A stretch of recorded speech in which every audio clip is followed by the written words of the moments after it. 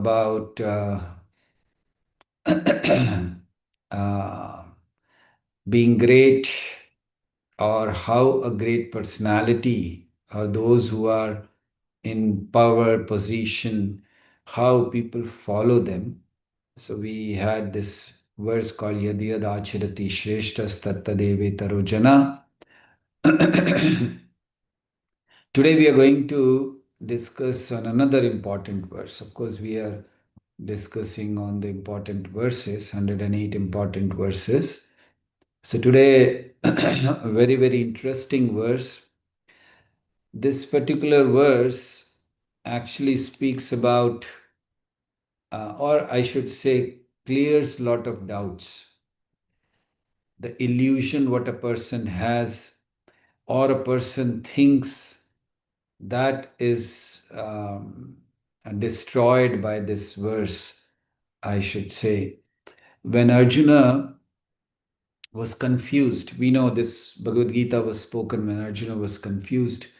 So Arjuna in the beginning of the third chapter was again confused that should I act or should I renounce everything? Because in the second chapter of Bhagavad Gita, Krishna spoke so much about devotional service, bhakti, buddhi yoga. In fact, he uses this word buddhi yoga 10 times in the second chapter, in the last few verses. So Arjuna was continuously hearing buddhi yoga means you're supposed to do bhakti, bhakti. So then he thought doing bhakti means giving up everything. So he was confused. He's saying, one side, Krishna, you're telling me that, you should do bhakti. The other side, you're saying fight. So should I fight or should I renounce? So with this verse in Bhagavad Gita, Krishna is clarifying certain things. He's clarifying that he's telling Arjuna that you think you are going to kill, actually, you are not the doer. So, this verse very clearly explains that we are not the independent doer. We do everything not independently. So, let's read this verse and then we will start discussing on this verse. So this is, where is it? Okay, this is the verse in front of you, which we are going to discuss today. Prakrite kriyamani gunah karmani sarvashah ahankara vimudatma kartaham manyate. I'll repeat it once again.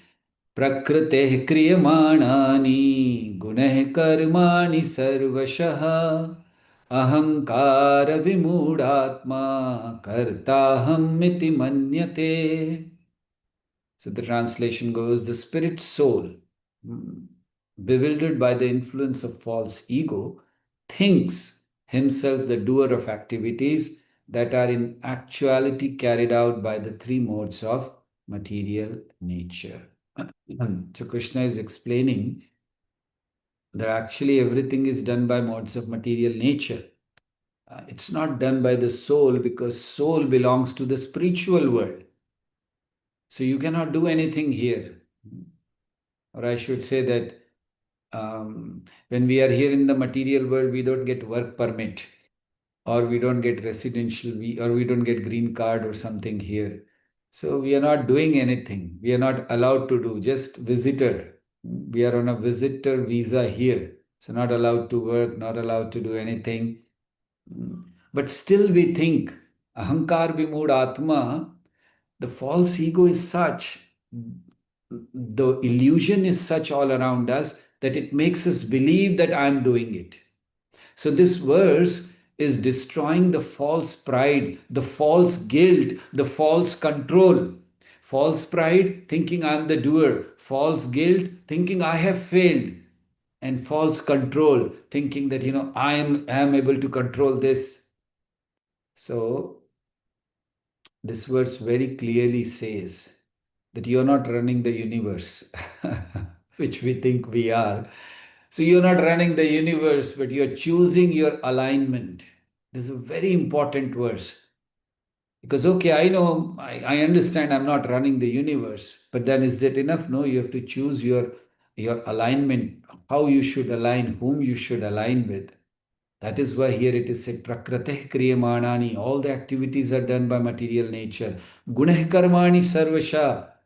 How is the material nature doing all the activities? Through the three modes of material nature: goodness, passion, and ignorance.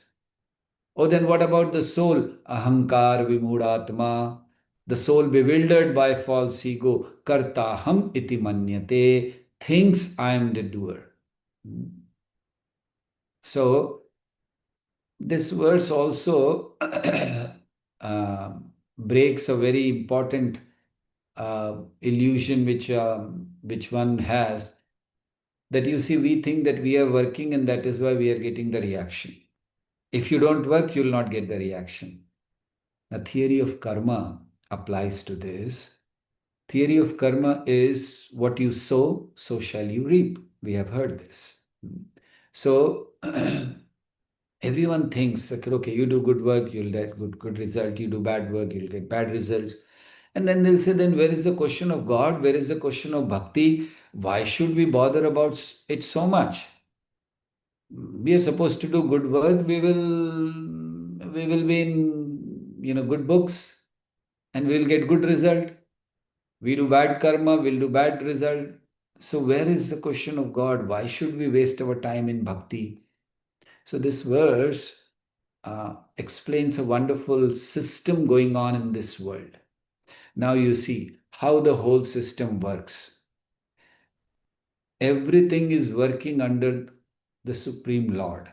In the Bhagavad Gita, Krishna says, Maya Dhakshena Prakriti Suyate Characharam. This material nature is working under me.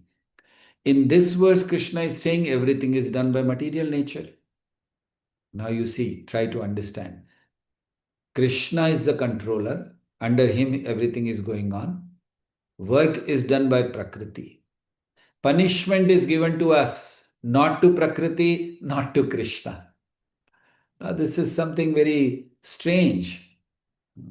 Like, say, suppose you were standing on the road. One person came running and he murdered another person. And then he shouted, I was told by this man to kill him, and I have killed. And immediately police comes there, cops comes there, and they arrest you because you were standing there. I will say, what is this logic? Killing is done by this person. It is done under the instruction of the other person. Why should I be punished? Will you not file a case? Will you not say this is not justice? And this is what is happening. Krishna is giving the order, material nature is executing it, and we are being punished. Just because we are standing there and watching. No. The thing is, the clear understanding is, yes, Krishna is the controller. Material nature acts. That means Krishna gives the permission, material nature acts. But we desire. We desire. So we are punished. We get the reaction of the karma. Why? Because we desire. So it is the desire of living entity that inspires, or that gives Krishna the power to give the permission, and then execution is done by material nature.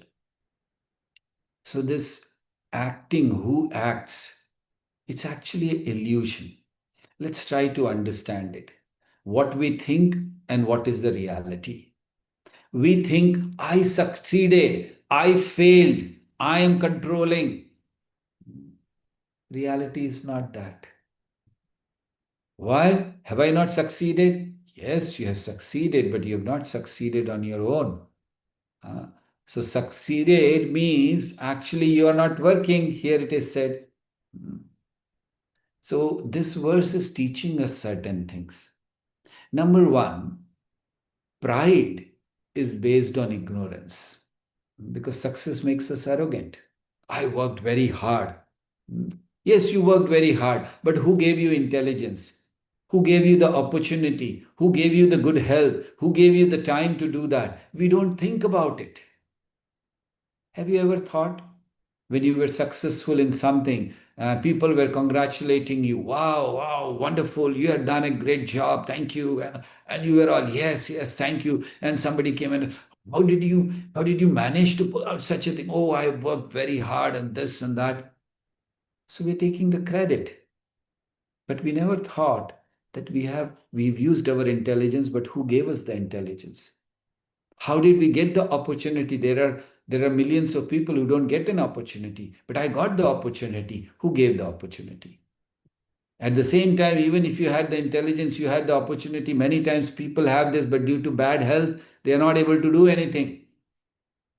Am I right or wrong? There are so many people who can do a lot, but due to health, they are not able to do anything. But who gave you good health? So all these things we don't consider. So success makes us arrogant if we don't think all these things. So hard work without humility becomes hard ego. So we are not supposed to make hard ego, we are supposed to make soft heart. So that's why when you're successful, you should not be proud of it. You should thank. You should become humble, thinking that somehow this could have been done by anyone, but I was the chosen one. Krishna chose me. That, okay, you do it on my behalf. And that's why I could do it. It makes us humble. So, uh, the success should not make us arrogant, but humble. Now, come to the other side. You have failed. Okay, we discussed about I succeeded. So, yes, arrogance, etc. What happens when you fail? You drown in guilt. Oh, I failed. I'm a useless person. I cannot do anything in my life. What is the point of living? So many things. And on top of that, people keep telling you. I remember many years ago in one of the colleges where I was preaching, I met a boy who was doing his medical MBBS. And he came to me and he was so depressed. And I asked him what happened. He says, from my childhood, my parents always told me I'm good for nothing. I have grown up with this feeling, and I still think that I'm good for nothing. And I said, you're studying medicine. At least you have come up to this stage. How did you come if you were good for nothing? So sometimes the society blames us. Sometimes even our family members, they do not encourage us. You see, what do we require? Even if you do not have the capability, the good inspiration can make you qualified, which we don't get at proper time. You know that story that a few frogs fell down in a well and they were trying to jump to come out, but it was too deep for them to come out. So the frogs who were sitting on the outside, they were just telling them, forget it, you cannot do it. So then it was difficult to jump, the other discouragement. So most of or rather all of them, except one frog, all of them died. Trying, finally gave up and they died there. But one frog kept trying. Finally, in one jump, he could come out. All the other frogs, they were asking him, how you did it? We were telling you, forget it. No, not possible. Don't waste your time. Now, you'll die there only. How did you get the encouragement to continue? So when they were asking him, this frog was just looking around. Why? Because this frog was dumb.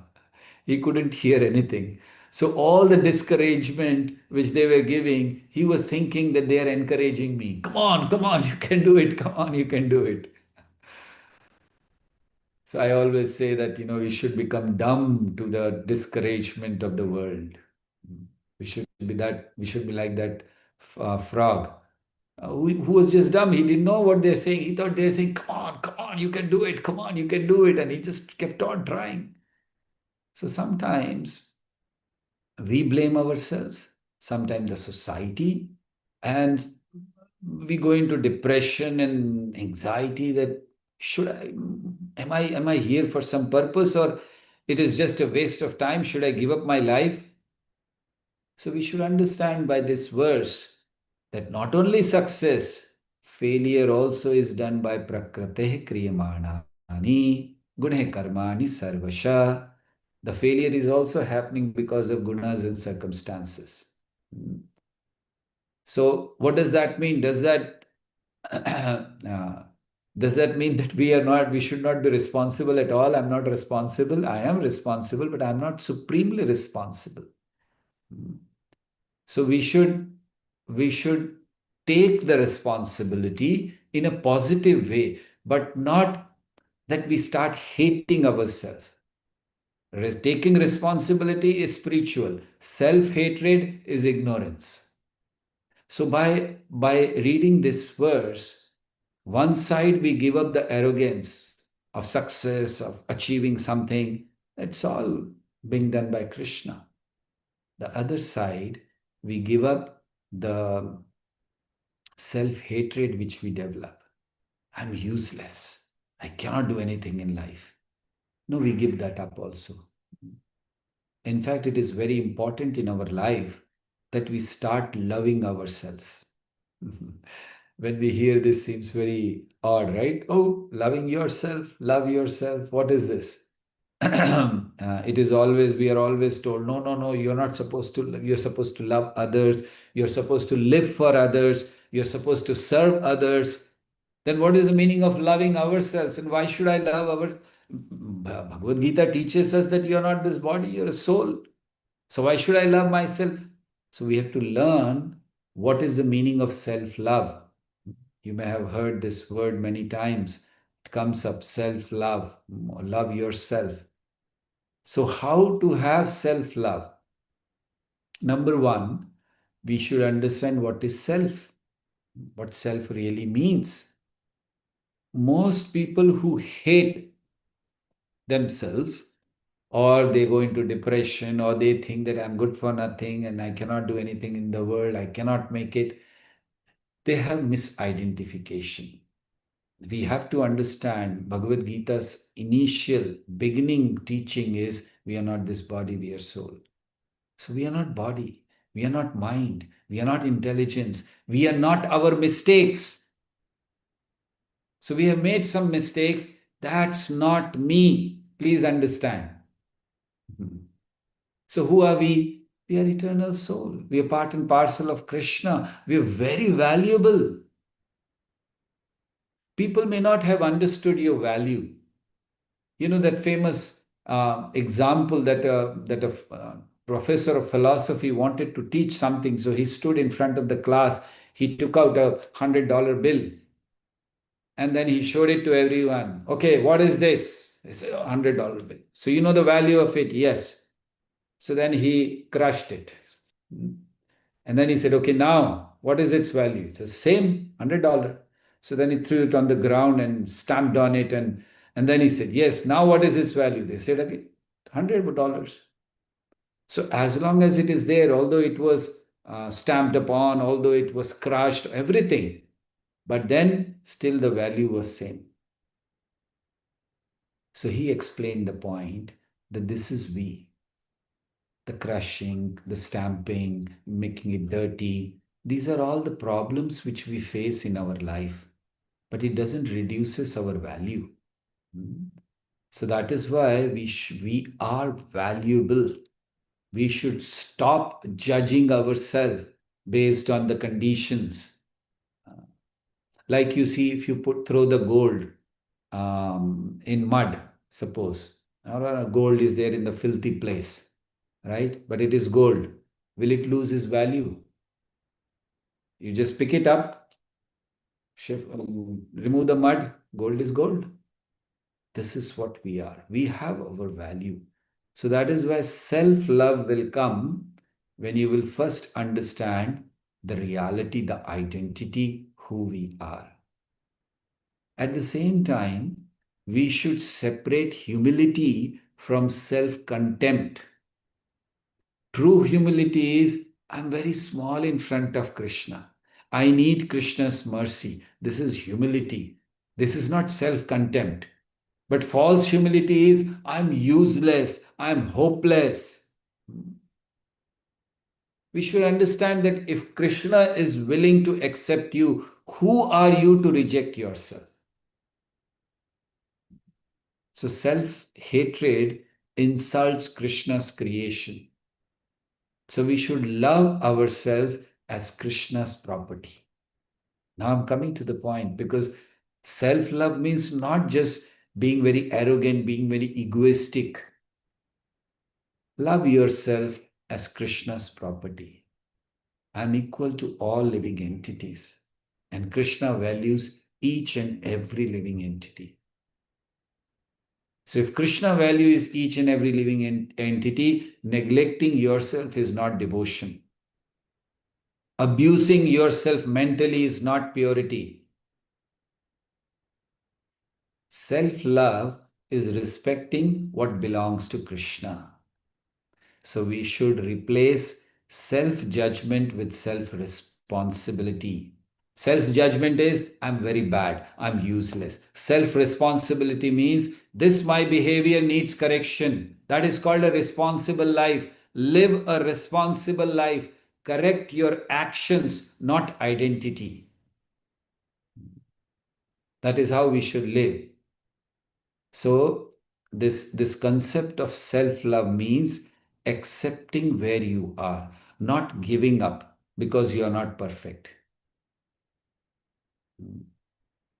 No one is perfect in this world.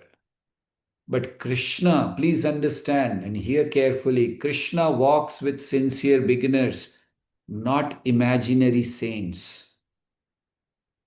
So you may be a beginner, you may not be perfect. Krishna will be with you if you are sincere. So that is where self love is very important because it also includes to care for the body as a service tool. Many times we neglect the body. Body should be taken care, should give proper rest, balanced eating. This is what is spoken in Bhagavad Gita. Yukta ahara viharascha yukta. Krishna says, take proper rest, have balanced eating. Neglecting health doesn't mean you're a very austere person. You have to serve, you have to use this body in Krishna's service. So keep your health good. And at the same time, you should not compare. Comparison kills self love. Better to do our own things imperfectly rather than trying to jump into other shoes. So, different people have different conditioning, different speeds, different services. That's okay. Krishna measures sincerity, not speed. Oh, that person has done so good, I'm not able to do. Don't compare. So, self love means you should practice certain things, admit mistakes, learn from those mistakes, and let go of certain things. Very important. If you can do these three things, one is admit your mistakes. When you commit some mistakes, admit, yes, I have my limitation. Then what to do? Learn from those mistakes. And then let go of some things. We hold on to certain things, and that keeps disturbing us in our mind. We should not punish ourselves with such things. Move on, go on. Life has so many things to offer. So that's why you need to build that self love. And that self love will come when your heart is purified, when the soul is nourished. And that happens when you do your sadhana, when you do your chanting, when you do your hearing, when you do your reading. Many times nowadays it has become a trend. If you know daily affirmations, I don't know, have you heard of it or no? Now there are people or there are things that they put up daily affirmations. Affirmations, what are affirmations? That they tell you, yes, you can do it. Come on. Or the positive things. So yes, they help us, definitely. But chanting does what affirmations can't, purifying the heart. Go to the root. So we have to heal the root, not just the mood. So that's why love. How can you love yourself? You can love yourself when you live as a soul. I was just thinking, uh, if you say the word love, then how can you express what exactly is the meaning of the word? We're doing self-love, so meaning of the word love, if we say, so this turns out to be like this: live as a soul. O is for offer compassion to yourself before you offer to others. Mahaprabhu said this. Janma sarthak kari kar par upkar. Sorry. So offer compassion to yourself. And V is for value progress over perfection. So don't think I'm not perfect. Are you progressing? Are you sincerely trying? And E is engage in bhakti consistently. As I said, sadhana is very important for self-love. So this will be the love. Live as a soul, offer compassion to yourself, value progress over perfection, and engage in bhakti consistently. So then you will be able to love yourself. You'll not hate yourself. Now, after hearing so much, something comes to the mind. That does self-love means I'm very great, I'm making myself very great. No, self-love is not saying I'm great. Self-love is saying I'm cared for by Krishna, therefore I'll care for myself. That is called self-love. Why am I caring for myself? Because Krishna cared for me. So when you have this mindset, it creates stability, humility, and long-term devotion. Otherwise, we just live a life full of stress. We try to control things. And here in this verse, it says, Prakriti Kriyamanani, you are not the controller. You are not the doer. So stress comes from false control. We try to control people, we are not able to, we are stressed. We try to control the outcome of what we are doing, we are not able to, we are stressed. We try to control our future, we are not able to, we are stressed. It won't be wrong to say that stress is like the tax which you pay for playing God. You have entered the shoes of God, you are playing the part of the God, and for that you have to pay tax. And what is the tax? The tax is stress. Because you thought that you are the controller, you thought you are God.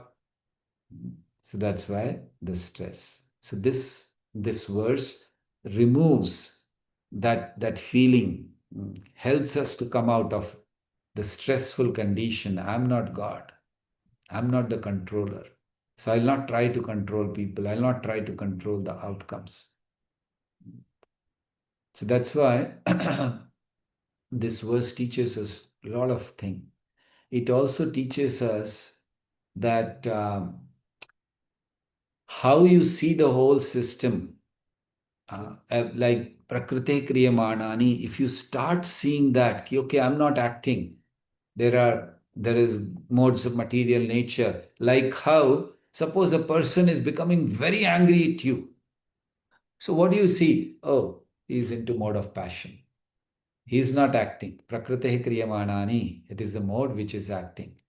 So you'll not hate the person, but you'll try to correct him. So that's why we should have the right knowledge. Then we will be able to handle our life very nicely. Otherwise, we'll just become arrogant. Like suppose a driver who's driving a car and he boasts, okay, I can drive at 120 miles per hour or this or that, whatever. But how can you drive if your engine is not powerful, if you don't have the fuel, if the roads are not good, if traffic laws do not allow you? So many things, right? In driving, just a small thing. We sometimes become, arrogant like that. Okay, I can drive this, I can do this. But who thinks about all these things? Can you drive the car if there is no fuel? What 120 you cannot drive at 1 mile per hour speed also.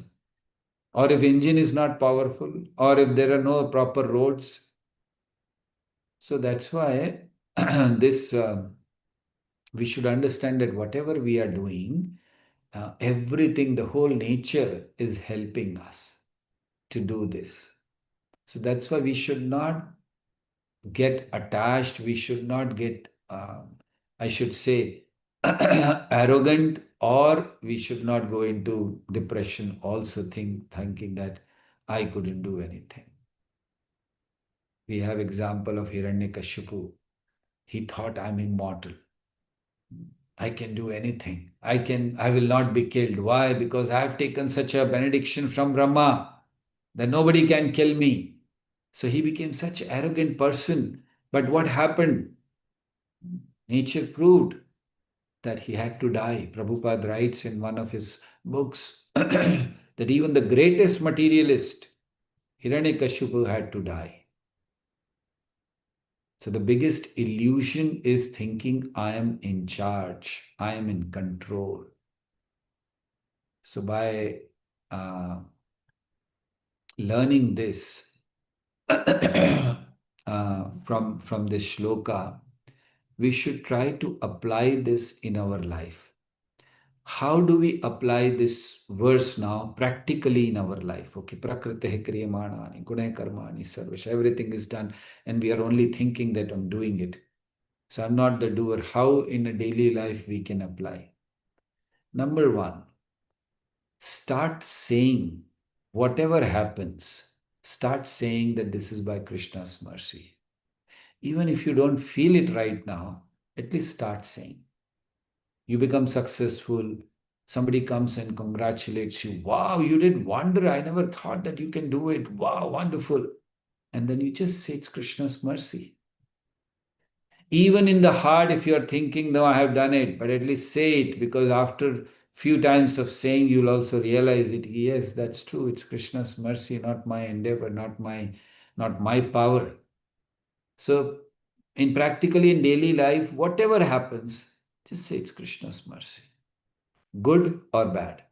I know it is very easy during the good times to say, but during the bad times also, like, a student is there and who has failed his exam, and his friend come and tell him, oh, I'm so sorry to hear that you failed the exam.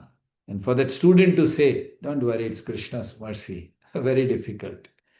If you're passed with flying colors, then you can say, yes, it's Krishna's mercy. But yes, we should do in both the times. Yes, it's Krishna's mercy. So first thing is start doing that. For everything, say it is Krishna's mercy. Second thing, whatever the outcome comes of anything what you're doing in life, you just accept it calmly. You were thinking this will happen, that will happen, finally it didn't happen. Accept it. Krishna's mercy. Maybe there is something which I need to learn. So that is very important.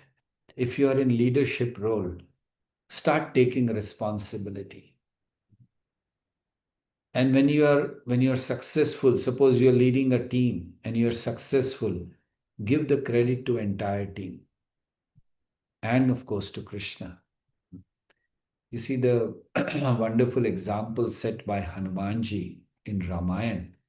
When Hanuman was about to jump the ocean, cross the ocean to get the news of Sita. Now what happened was everyone was there. They understood through Sampati that Sita is on the other side of the ocean. Ravan has taken to the Lanka. And then each of the member of that party, different monkeys who were there, they were telling their own powers. I can cross this much, I can cross. But nobody had the power to cross the entire ocean. And finally, when Hanumanji was going, so now Hanumanji was ready. Now you just see, we are talking about giving the credit to the team. So now you just see Hanumanji is about to jump. And he knows very well, because already it has been told that Sita is there. So he knows that I will get the news of Sita.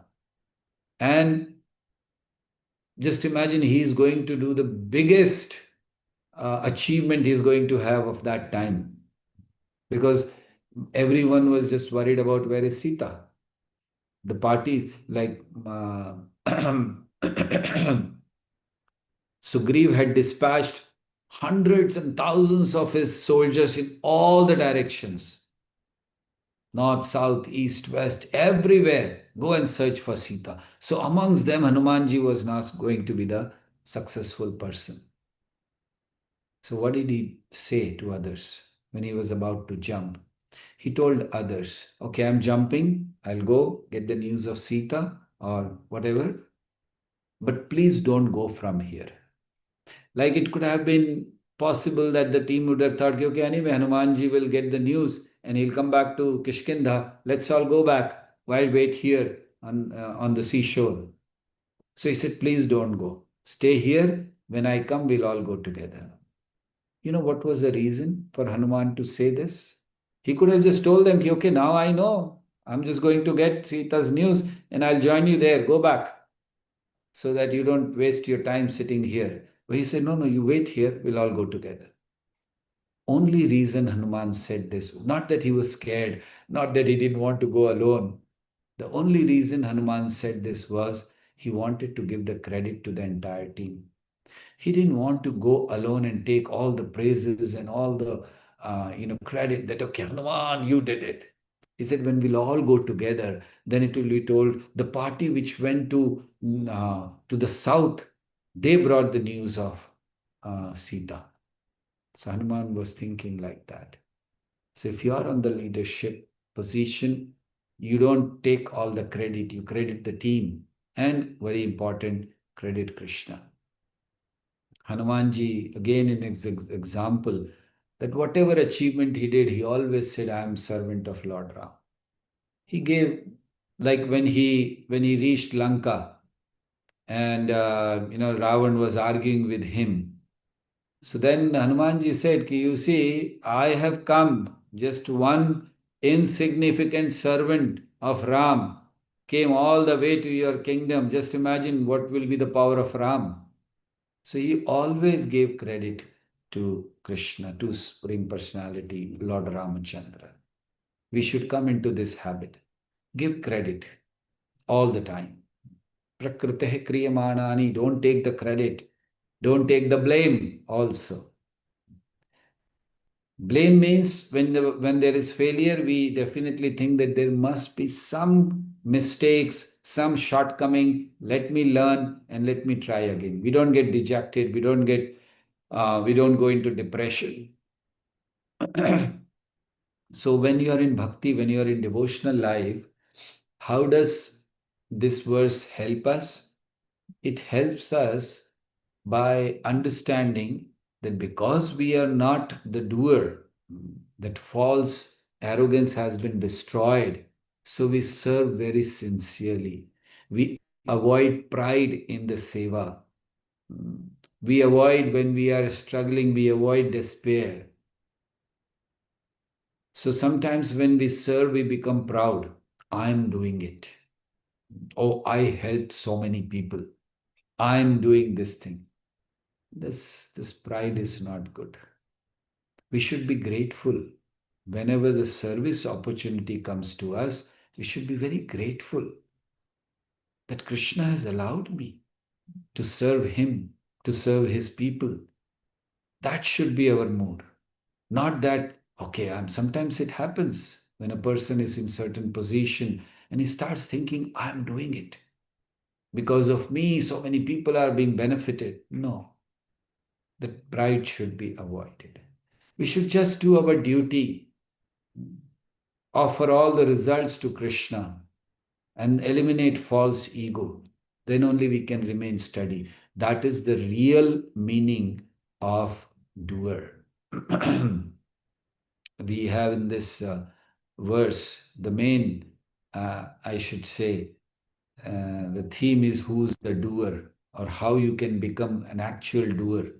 So let's understand actual doer is this. Do your duty. So you should focus on duty, not the result. Just do your duty very nicely. and then offer all the results to Krishna. That is also important. You want to be a doer, become a doer like this. Although Krishna says, Prakrite kriyamanani gunai karmani sarvasha hankari vimudatma karta ham iti manyate. He's only thinking he's the doer, he's not the doer. So how can you become a real doer? Like this.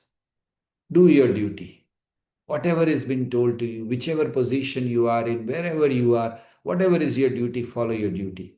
Of course, amongst the duty, it doesn't mean duty is just to maintain your body. Duty doesn't mean that you have earned some money for the family. That's all, it's enough. We have duty towards others, we have duty towards God.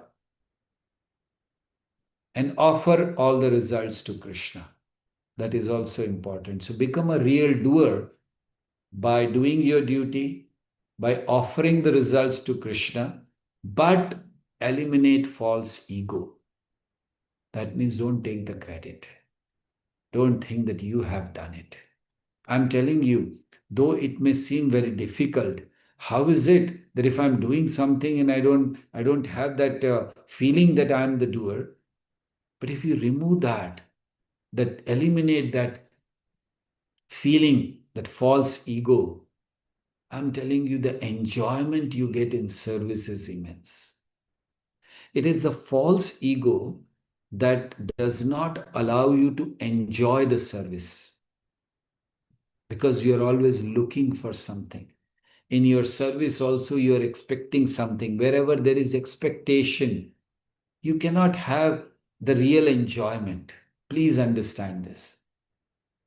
If you really want love, if you really want enjoyment, remove all expectations. Nowadays, we have problems in relationship. People are not able to maintain their good relationship. Reason, a lot of expectations. Reality is something else, expectation is something else, especially like we hear a lot in India. Before marriage, the girl thought this will be the thing, and the boy thought this will happen, and when they get married, the reality is different, and then there are problems.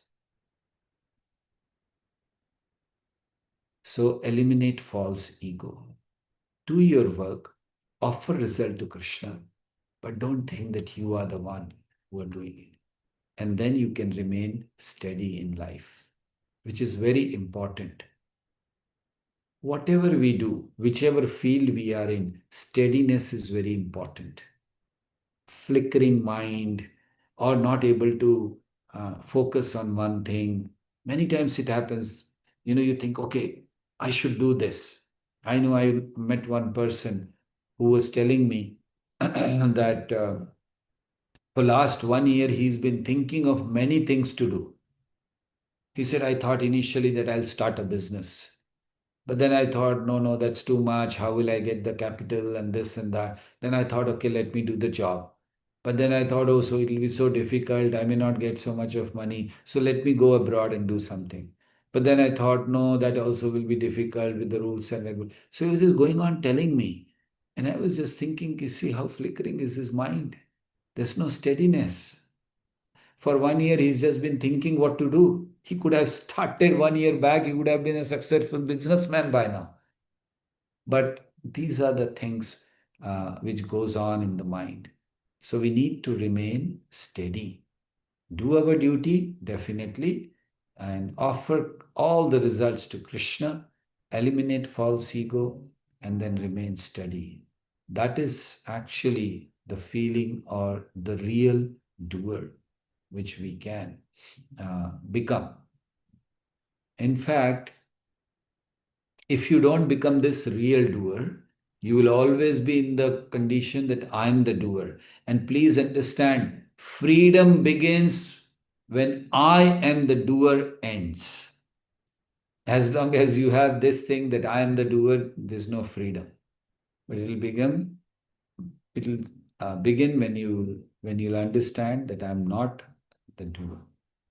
So in conclusion of today's discussion, we should understand the body works, nature moves, God sanctions, but the soul chooses surrender or illusion.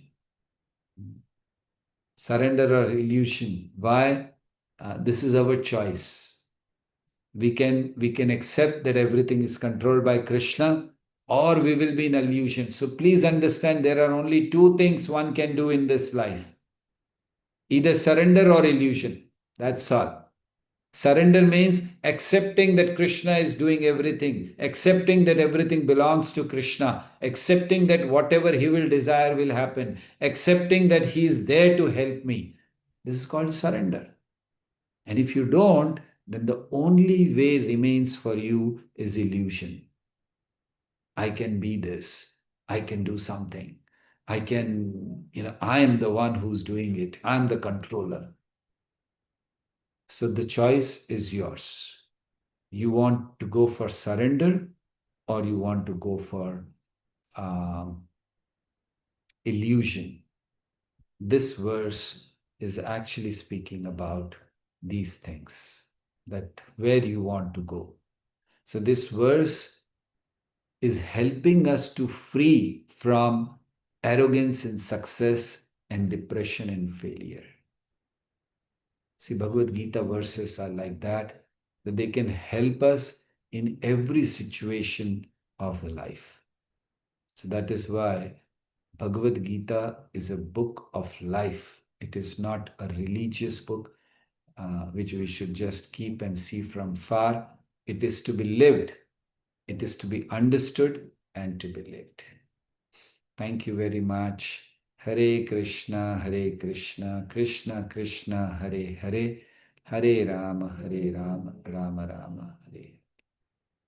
Any questions or comments? Any of you wish to ask something? If you have any clarification, we'll be happy to offer. I'm really, really grateful to all of you. I have been inquiring about our daily class also, the chanting which you all have taken up.